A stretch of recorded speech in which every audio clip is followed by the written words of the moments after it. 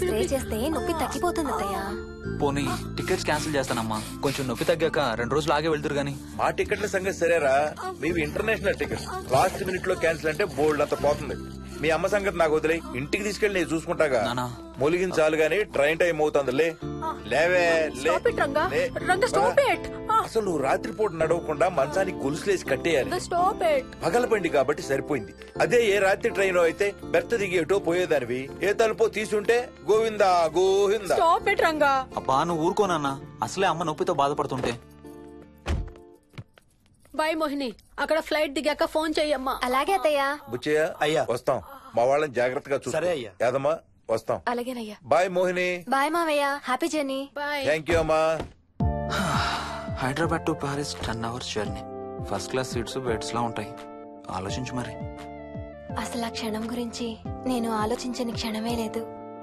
ఆ బెడ్స్ లాంటి సీట్స్ మీద నువ్వు నేను, అబ్బా తలుచుకుంటే నా ఒళ్ళంతా వేడెక్కిపోతుంది. ఏంటంటే కావాలంటే ఒక్కసారి టచ్ చేసి చూడు.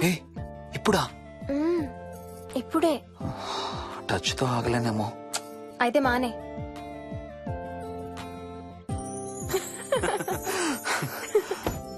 రేయ్ తొందరగా రారా, టైం అవుతుంది. సరే వెళ్ళు, నేను ప్యాకింగ్ స్టార్ట్ చేయాలి. ఇవాళ ఏం కలరు? Stop it Harsha. రోజు పొద్దున్న ఏం తింటావు? ఇడ్లీ. రోజు ఇడ్లీనా? ఇంకేం తినవా? అవును డాక్టర్, ఎప్పుడు ఇడ్లీయే కావాలంటాడు.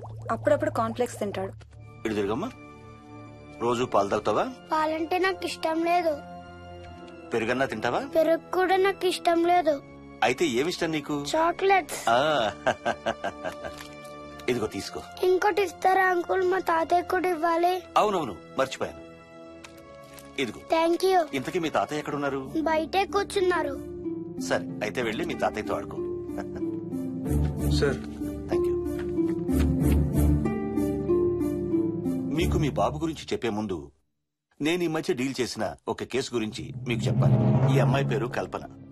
ఇప్పుడు 18 ఏళ్లు. తనకు 10 ఏళ్ల వయసులో నా దగ్గరికి తీసుకొచ్చారు. రాయడానికి చదవడానికి బాగా ఇబ్బంది పడేది. 10th స్టాండర్డ్ 3 సార్లు అన్ని సబ్జెక్ట్స్ లో ఫెయిల్ అయింది. తనకి చదువు రాదనే డిప్రెషన్ తో ఆత్మహత్య కూడా ట్రై చేసింది. అలాంటి అమ్మాయి సడన్ గా ఒక రోజు పుస్తకాలు తీసుకుని రూమ్ లోకి వెళ్లి గంటలు గంటలు చదవడం స్టార్ట్ చేసింది. 10th స్టాండర్డ్ 96% తో పాస్ అయింది. ఎలాగమ్మా అని అడిగితే వాళ్ళ నాన్నగారు రోజు వచ్చి చదువు చెప్పి హెల్ప్ చేశారంది. నిజానికి ఈ అమ్మాయి నాన్నగారు తను పుట్టకముందే చనిపోయారు. చదువు దారిలో పడ్డాక కల్పనకి వాళ్ళ నాన్నగారు కనబడ్డం మానేశారు. ఈ కేసు గురించి మాకు చెప్తాను. ఇది కల్పన చిన్నప్పుడు తీసిన ఎక్స్రే. ఇది వికీ ఎక్స్రే. ఈ రెండిట్లోనూ ఈ చిన్న బ్లాక్ స్పాట్ చూసారా? దీన్ని యాంటీరియర్ ఫాంటనల్ అంటారు. పుట్టుకతో చిన్నపిల్లలందరికీ తల మీద ఉండే మెతక భాగం 2 ఏళ్లకి 98% దాకా క్లోజ్ అయి ఒక 6 ఏళ్లకి కంప్లీట్ గా గట్టిపడిపోతుంది. కానీ విక్కీకి 7 ఏళ్లు వచ్చినా ఇది ఇంకా క్లోజ్ అవ్వలేదు. వేల సంవత్సరాలుగా హిందువులు బౌద్ధులు ఈ మెతక భాగం కింద సహస్రార చక్రం ఉంటుందని నమ్ముతారు. బాడీలో ఉండే అన్ని చక్రాలలో మానసిక ఎదుగుదలకు కావలసిన అతి ముఖ్యమైన చక్రం. ఈ చక్రాన్ని ఒక స్పిరిచువల్ గేట్వే అని కూడా అంటారు. మెడికల్ సైన్స్ కూడా దీన్ని యాక్సెప్ట్ చేసింది. సైన్స్ చెప్పేదాన్ని వేదాంతం చెప్పేదాన్ని కలిపి సింపుల్ గా చెప్పాలంటే పసిపిల్లలకు కొంత ఏజ్ వచ్చే వరకు మనకు కనబడని అంతుపట్టని ఆత్మల ప్రపంచంతో ఒక ఆధ్యాత్మిక అదే ఒక స్పిరిచువల్ కనెక్షన్ ఉంటుంది. అంటే వాళ్ళకి ఆత్మలు కనపడతాయా? వాళ్ళకి ఆత్మలు కనబడొచ్చు, వాళ్ళు ఆత్మలతో మాట్లాడొచ్చు, ఆత్మలు చెప్పే వినొచ్చు.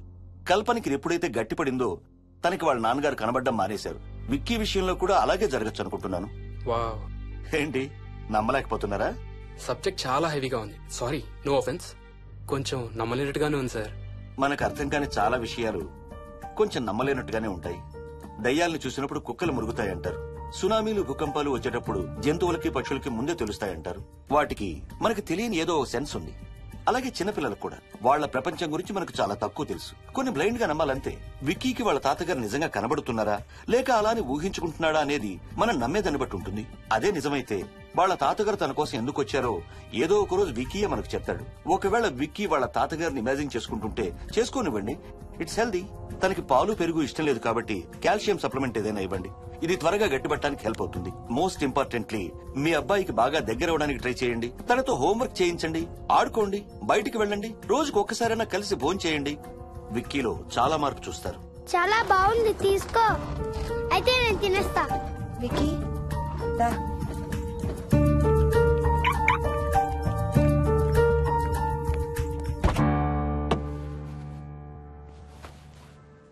Wiki listen to me carefully. ఇక నుంచి అన్ని ఆటలు మన ఇద్దరమే ఆడుకుందాం. నీకెప్పుడు ఆడుకోవాలనిపించినా నన్ను పిలు, నేనొచ్చి నీతో ఆడతాను. తాతతో గాని రాజుతో గాని ఆడుకోవటం మానేయాలి, అర్థమైందా? తాత అంటే నాకు చాలా ఇష్టం డాడీ. తాత చచ్చిపోయాడు, ఈ లోకంలో లేడు. నువ్వు పుట్టక ముందే చచ్చిపోయాడు, అర్థమైందా?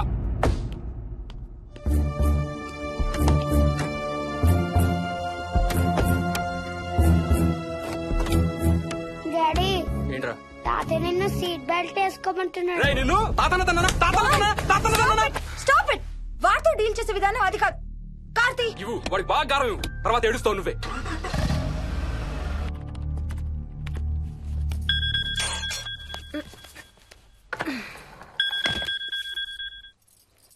Hello, hi babes. ఏంటి, ఏం చేస్తున్నావు? ప్యాకింగ్. ఎప్పుడు వస్తున్నావు? బయలుదేరుతున్నాను.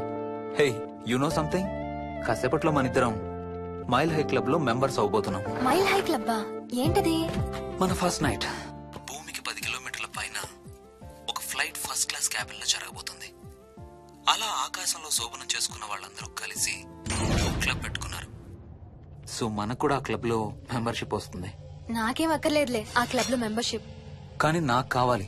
అసలు ఎంతమందికి వస్తుంది చెప్పు ఇలాంటి ఆపర్చునిటీ? మొదటి రాత్రి, మొదటిసారి భూమికి 36,000 ఫీట్ పైన ఒకే దుప్పట్లో ఇద్దరం. ఛీ, కంపు. హే, దుప్పటా నేనా? అది కాదు, ఇంట్లో మళ్ళీ ఆ మందు కంపొస్తుంది. అసలు మా ఎవరికి రాని కంపు నీకెలా వస్తుంది? ఓహో, మర్చిపోయాను, నీ చాలా సెన్సిటివ్ ముక్కు కదా. చాలే ఆపు, తొందరగా బయలుదేరు. ఏ హర్ష, ఎన్నింటికి రా ఫ్లైట్? నైట్ 11:30కి రా. Honeymoon in Paris, you lucky bugger. All the best. Thank you రా. ఆల్ ది బెస్ట్ రా. రే, థ్యాంక్స్ రా. రే, డౌట్లు ఏమైనా వస్తే ఫోన్ చెయ్యి. ఏం డౌట్లు? హర్ష, హర్ష, సార్, కొంప మునిగింది.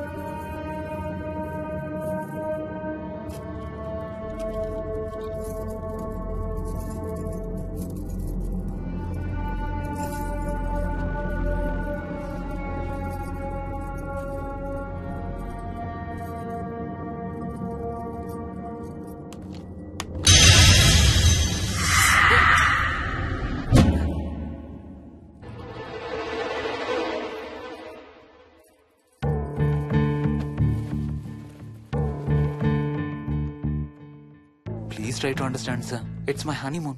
ఫ్లైట్ టికెట్స్, హోటల్ రూమ్ కి అన్నిటికీ ఆల్రెడీ పే చేసేసాను. ఇప్పుడు లాస్ట్ మినిట్ లో క్యాన్సిలేషన్ అంటే మొత్తం పోతుంది. నువ్వు ఇప్పుడు బెంగళూరు వెళ్ళకపోతే మన కంపెనీయే మూసేయాల్సి వస్తుంది. అలా కాదు sir. Harsha, please try to understand. ఒక్క కంప్యూటర్ కాదు, మొత్తం మెయిన్ ఫ్రేమే కొలాప్స్ అయిపోయింది. బీపీ ఆపరేషన్స్ మొత్తం షట్ డౌన్ అయిపోయాయి. నువ్వు బెంగళూరు వెళ్ళాలంటే తప్పదు. మార్నింగ్ ఫస్ట్ ఫ్లైట్ లో తిరిగి వచ్చేద్దు గానీ నీ హనీమూన్ కి రేపు వెళ్ళు. కావాలంటే ఖర్చులన్నీ కంపెనీ భరిస్తుంది. Sir, I can't sir. కాంటూ లేదు, గీంటూ లేదు. నువ్వు వెళ్ళకపోతే నా ఉద్యోగమే కాదు, నీ ఉద్యోగం కూడా పడుతుంది. Right there.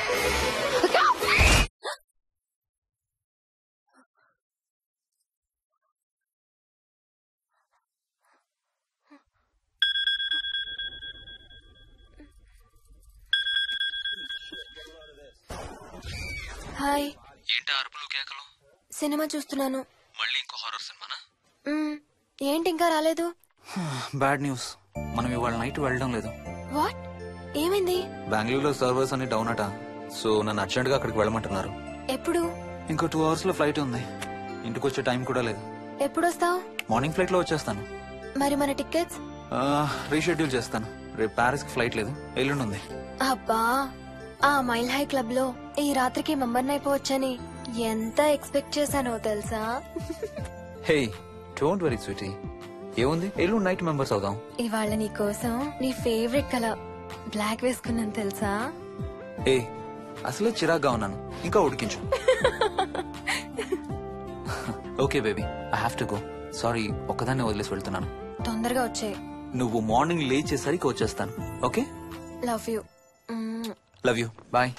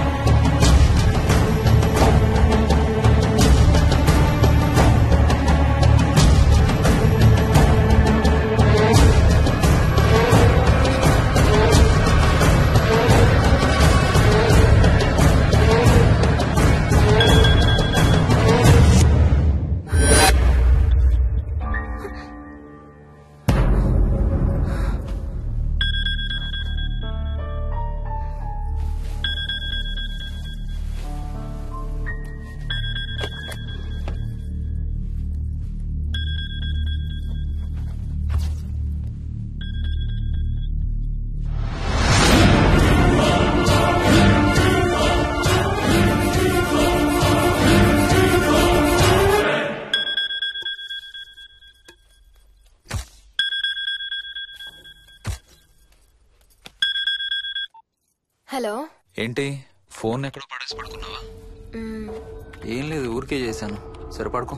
ఏంటి నీ సిచ్యువేషన్? గందరగోళం. లక్కీగా ప్రాబ్లం ఐడెంటిఫై చేశాను. మార్నింగ్ పని అయిపోవాలి. Okay, miss you. Bye. Me too. Bye. Bye.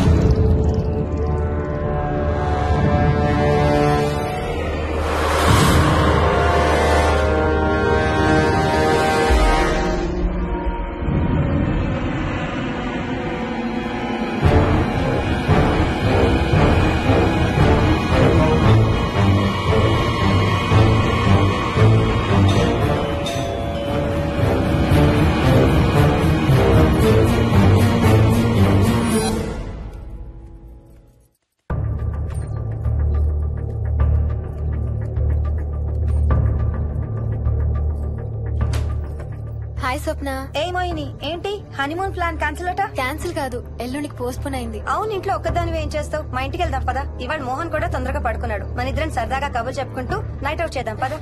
Okay.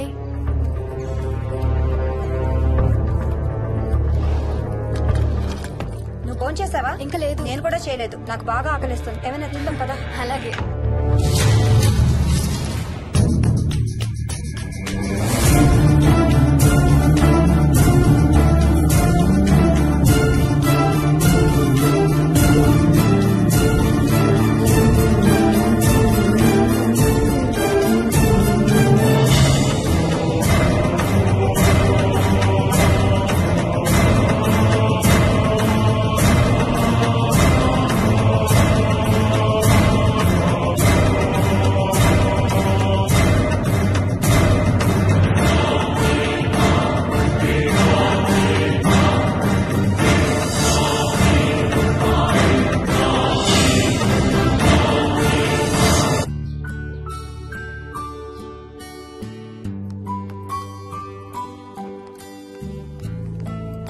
Good morning.